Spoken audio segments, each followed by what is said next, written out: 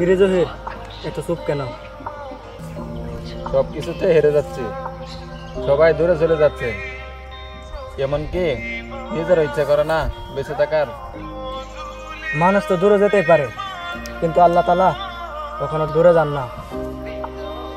তিনি তো বলেছেন আল্লাহ তাআলা কখনো কাউকে সহ্য ক্ষমতার বাইরে কষ্ট দেন না। তুই কাঁদছিস ঠিক আছে, কিন্তু আল্লাহর কাছে কাঁদ। রাসূলুল্লাহ সাল্লাল্লাহু আলাইহি সাল্লাম নিজেও কাঁদতেন।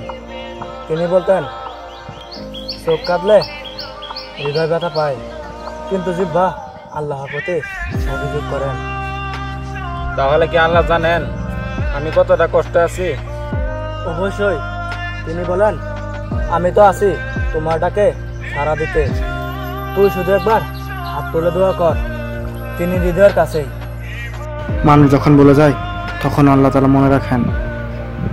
অন্ধকার যখন চাকারিদিকে ডেকে ফেলে আকাশের দরজা খুলে যায়। তুমি একা না, রব বলেছেন তোমার দুঃখের হিসাব আমি জানি।